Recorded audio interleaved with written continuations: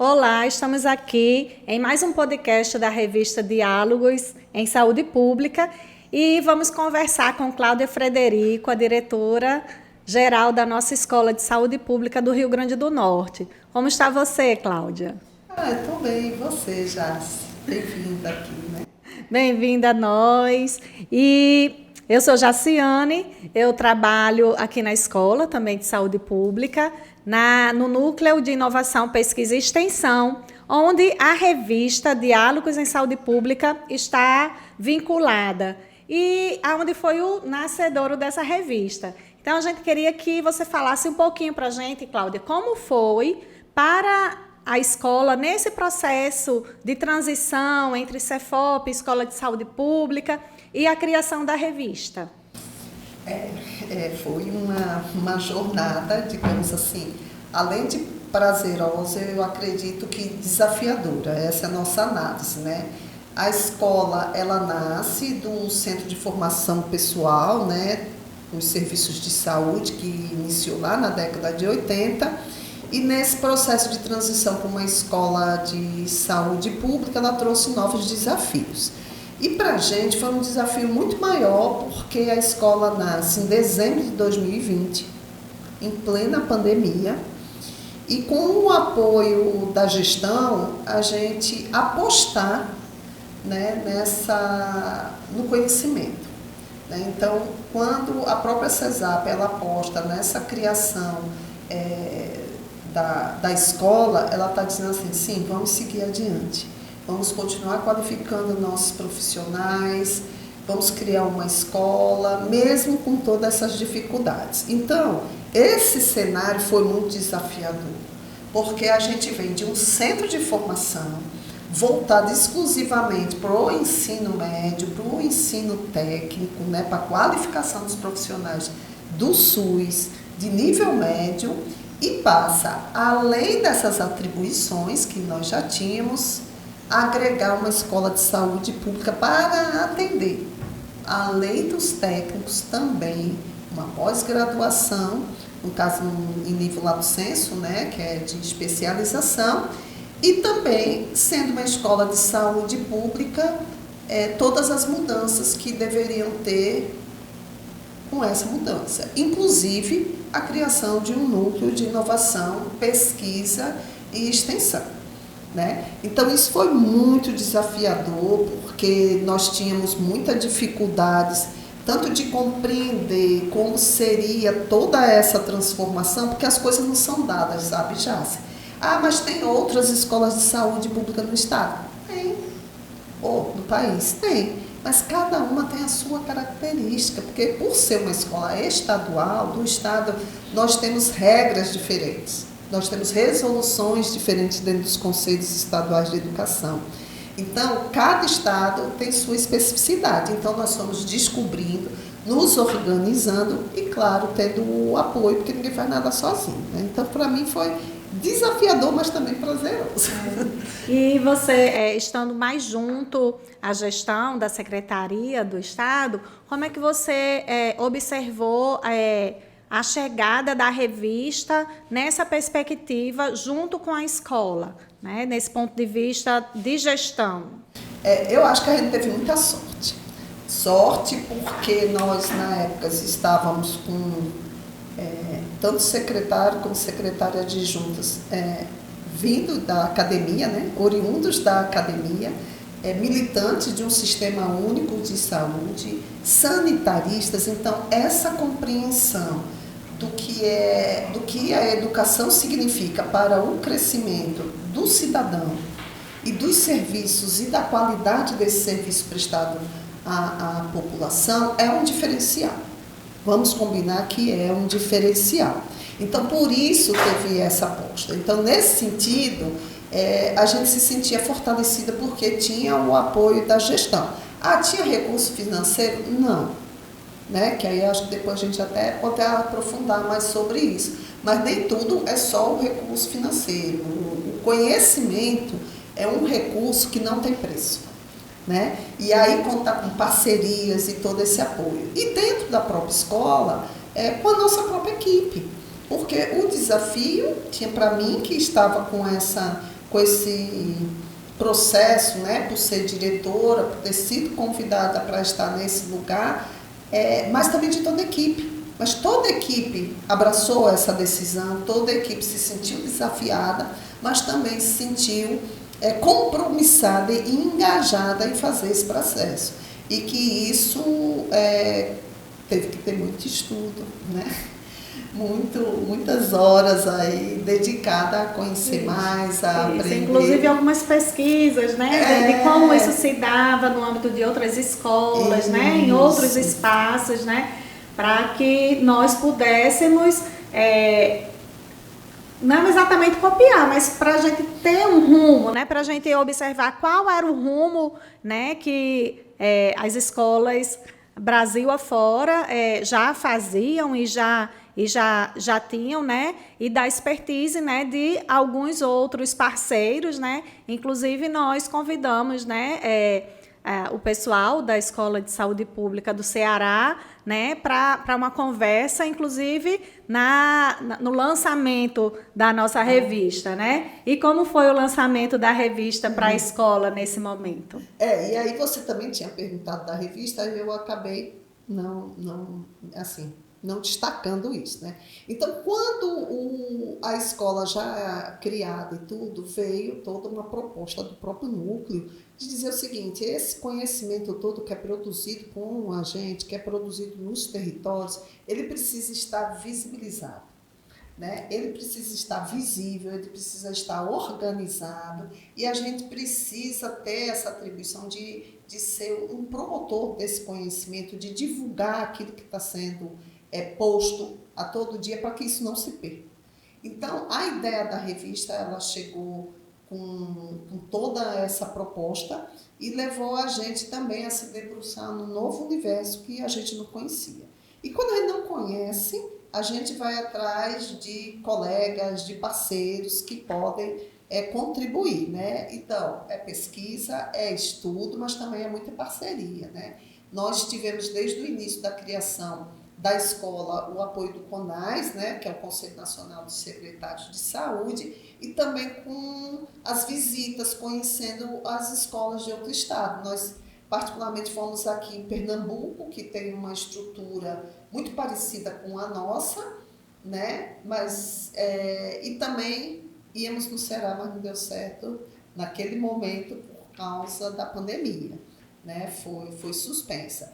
Mas a revista, ela foi inicialmente, apesar de vocês sempre estar dizendo assim, não, tem produção, a CESAP tem, claro que tem, mas a gente ainda sentia aquele friozinho na barriga e dizia assim, a gente vai conseguir manter, que a nossa proposta é que a gente tenha uma publicação semestral, né, então 2 por ano, e a gente ainda ficava apreensiva, porque na hora em que vai executar, a gente começa a entender melhor de que precisa de outras categorias profissionais, gente para formatar, para design, a questão da própria publicidade, a questão de você organizar, né, submeter esses trabalhos. Então, é um movimento muito grande que nós que temos uma equipe reduzida, pequena, ela também teve que se desdobrar. Então, esses são grandes desafios.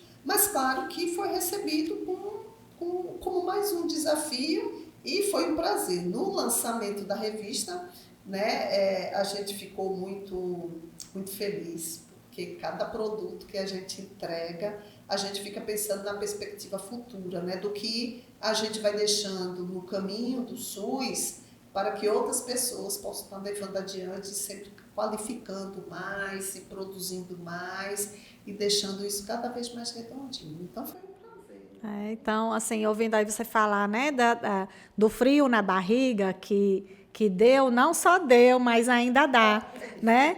Até porque a gente sabe que os nossos serviços, os nossos servidores, eles produzem muito, eles tem muita essa questão da pesquisa no serviço, mas a falta do hábito de escrever, de sistematizar, de apontar os resultados, de trazer essa reflexão crítica, é algo que a gente ainda precisa instigar mais no nosso meio, né? Então, a gente ainda enxerga isso como um desafio, né? De que as pessoas, os nossos servidores, eles se sintam aptos a essa escrita e a essa colaboração e apresentar e a submeter ao processo, né, de aprovação, né, de aceite do seu artigo à revista, né? Então, a gente ainda sente esse frio na barriga e eu acho que está ainda, agora estando né, seguindo para a 4ª edição, né? Então, isso começa, eu acho que a ficar um pouco mais claro, não só para a gente, né, aqui quanto escola, quanto editorial, corpo editorial da revista, mas para o próprio servidor, né, que tem essa grande potencialidade de escrever e de apresentar, né, a sua produção científica no âmbito do SUS-RN, né, e não só no âmbito do SUS-RN, né, porque a gente tem visto também algumas propostas que extrapolam o território aqui do Rio Grande do Norte. E aí, você falando, me veio uma coisa à cabeça, de dizer assim, é isso, é a gente estimular para os nossos colegas, os trabalhadores que estão no Sistema Único de Saúde, de que eles podem e que eles produzem muito. E aqueles que têm mais dificuldade com a escrita, eu acho que isso é uma grande sacada da revista, inclusive. Existem os vários formatos de você poder estar publicando. Então, pode ser através de uma entrevista ou um relato de experiência. E esses formatos que não seja só o artigo, para poder desmistificar o que é a produção do conhecimento. Às vezes as pessoas pensam que eu não sei escrever bem, tenho uma dificuldade. Claro que isso é importante, mas isso pode ser sanado e com um bom apoio. Mas a ideia, aquilo que é produzido é o que é a riqueza, que é o do nosso Sistema Único de Saúde, que só sabe aquele trabalhador que está ali no dia a dia, convivendo com a população, enfrentando os desafios, enfrentando pandemia, ele pode relatar. E aí é importante resgatar por que foi escolhido como tema do primeiro número da gente, a epidemia. Como o Estado enfrentou a pandemia. Por quê? Porque é uma revista histórica. A gente não podia deixar para outras pessoas contarem a nossa história. Então, cada setor ela teve oportunidade de apresentar como foi enfrentado. Então, teve a gestão do trabalho, teve a própria gestão da CESAP escrevendo, o pessoal das medicações, o pessoal de logística, então, de hospital, de todos os serviços, né? Vacina. E aí, tudo isso foi muito importante para a gente, né? Então, tá lá a nossa história contada, e é isso, a gente não perde o bonde da história. Então, isso é um fator que eu acho que é um diferencial da nossa revista também, e que aí a gente pode fazer com que as pessoas se sintam mais à vontade, quando diz, mas não é só um artigo. Não, que legal, então eu vou ver. Aí a gente fica, não, entra lá, vai vendo, e a gente pode contribuir e unir junto com vocês e ir ajeitando e tudo mais. Mas o fato é que eu acho que todo esse movimento é o movimento que a gente tem que fazer. Né? A gente fala em desafios, mas a gente tem que pensar na função de uma escola. Por que essa escola foi criada?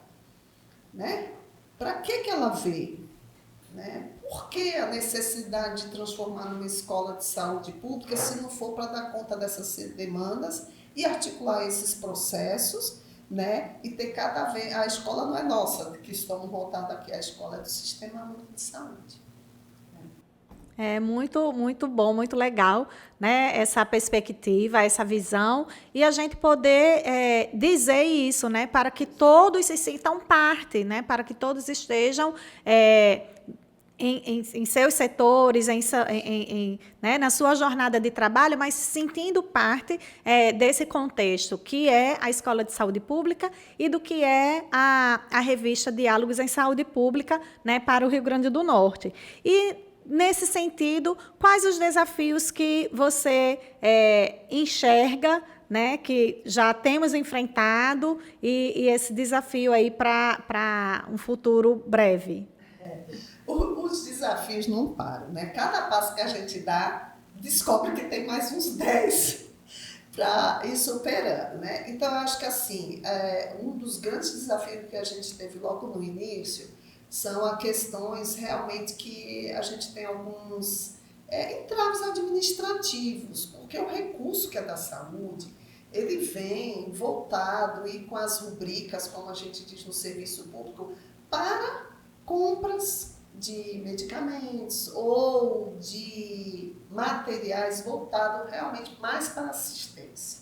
Então, tudo que você tem como recurso que pode ser gasto, por exemplo, a gente não tem como pagar taxa de inscrição para que a revista ela possa estar aí tendo os seus registros. Então, a gente acaba saindo assim pela tangente, ou fazendo uma vaquinha, ou um bazar, ou vendo uma forma de estar garantindo isso, né?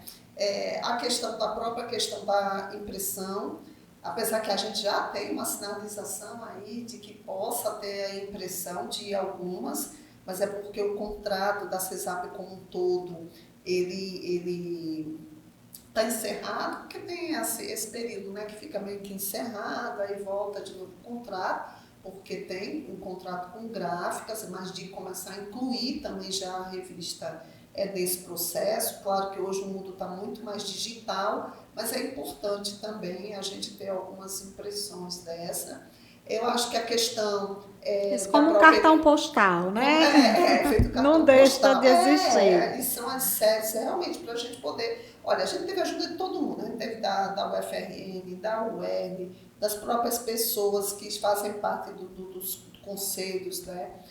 Da revista, dos pesquisadores que estão junto com a gente. Mas também temos o desafio da nossa própria equipe, ser pequena, né? Eu acho que isso aí a gente vai aprendendo a lidar com algumas questões, mas o fato é que a gente já precisa avançar talvez até de um pouco mais rápido, pensar em consultorias que possam vir contribuir mais conosco, né? A equipe, a gente já falou, e aí a equipe isso, é outro desafio que a gente tem colocado para a gestão do trabalho. Uma secretaria de saúde não precisa só de profissionais da saúde, então a gente precisa de design, a gente precisa de jornalista, a gente precisa de pessoal de comunicação, a gente precisa de pessoas de outras categorias profissionais. E que todas elas, de fato, têm trabalhado de forma gigantesca na colaboração, né, para que a revista ela saísse da ideia, ela saísse da prerrogativa de ser uma proposta, né, mas de que ela se tornasse viável e que ela se tornasse real, como hoje ela é real. E como dá trabalho, né? Porque a gente diz assim, tá, mas é uma por semestre.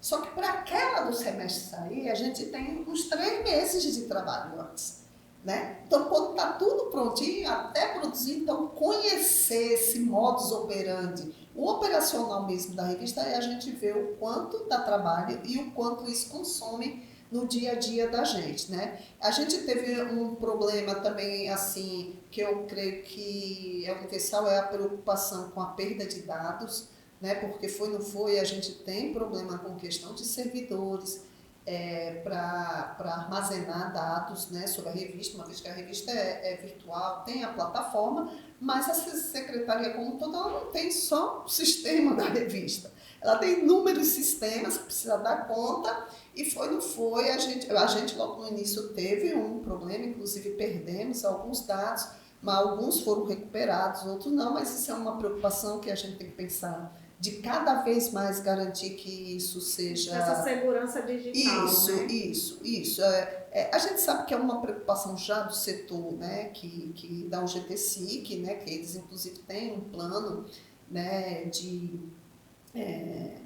de desenvolvimento institucional que já prevê isso, mas é isso, nós todos estamos no mesmo ritmo procurando a qualificação. E não sei se me viria mais algum outro desafio aqui, mas a tendência é que a revista se torne cada vez mais conhecida, né? A gente já percebe isso.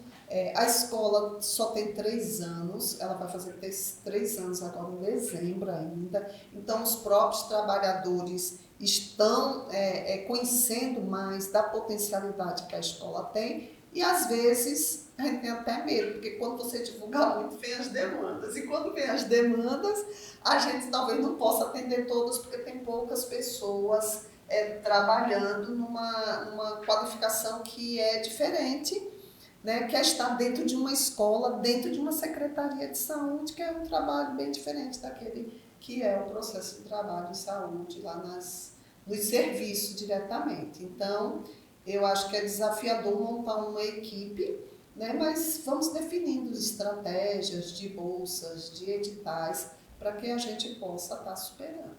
E vale isso. E vale salientar, né, que assim, a gente de fato tem todo o rigor, né, quanto ao fluxo editorial. Então realmente assim a submissão ela passa pelo fluxo editorial, né, com a revisão de pares, né, duplo cego, né. Então tudo isso para que o processo ele realmente seja transparente e que as pessoas, né, os nossos leitores e também aqueles que querem e que estão submetendo, né, os seus trabalhos à revista Diálogos em Saúde Pública possam ter a certeza de que tem todo um trabalho com muita responsabilidade, de muita ética envolvido, né, na produção, nessa produção científica, né, para a divulgação desses trabalhos. E a gente chegando aqui, pensando, vamos ampliando aqui um pouquinho a conversa, né, em relação a essa produção de pesquisa e extensão da escola, né, quais são os planos futuros? Bom, a gente está aí, a gente acabou de receber, porque também a gente tem que lembrar que estamos num outro momento, né, em nível nacional, do governo federal, e aí a gente já começa a ter abertura de editais, aporte de recursos que a gente pode já estar pleiteando.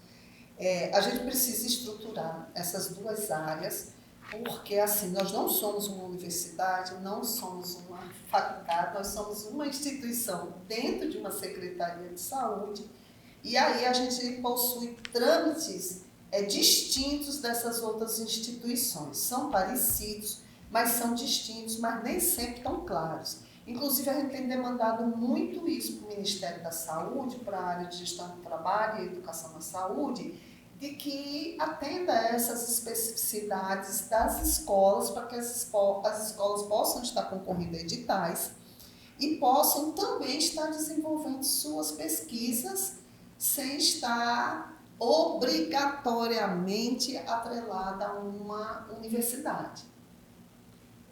Estamos sempre juntos, as parcerias são fundamentais, tanto a universidade precisa muito dos serviços como a gente, a ideia é sempre trabalhar em parceria, mas é importante também que a escola ela cresça e aprenda a fazer e a submeter os seus próprios projetos com suas próprias pernas. Então, esse é um desafio, mas a gente espera que em 2024, ou até nesses editais que saíram agora, a gente já possa estar fazendo a nossa primeira proposta solo, né?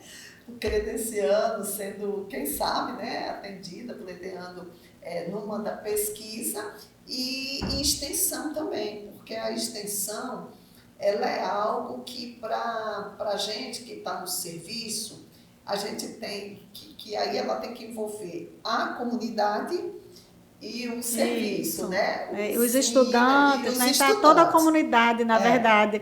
Escolar e isso. Nós somos o docente, o discente. Isso. E isso às vezes não fica muito claro para as pessoas. E aí existem algumas barreiras que é assim, a gente precisa ter bem a compreensão ou mesmo a definição de criar caminhos diferentes. Porque o que está posto não nos atende, então a extensão para as escolas de saúde pública elas vão ter outras conotações. né, outras regras, outras definições, porque nós somos umas escolas. Isso, a gente não deixar se engessar, né, pelas regras. Claro, né, que as regras, as normativas, elas estão aí para ser um norteador, mas ao ponto de que algo não nos atenda, a gente também ter essa flexibilidade e essa autonomia de poder fazer diferente e a gente dizer, não, isso também é extensão e é dessa forma que nós fazemos. E aí a gente tem alguns caminhos que a gente vem discutindo aqui. Um deles é de a gente entender a extensão também, parceria com as universidades, né?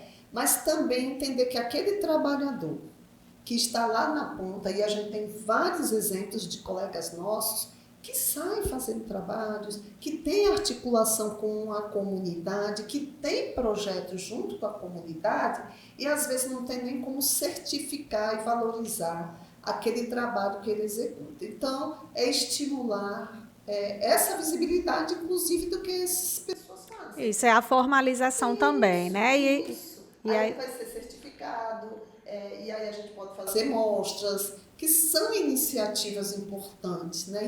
E é produção de conhecimento. Isso acontece todo dia, a gente só não sabe onde estão e quem está fazendo.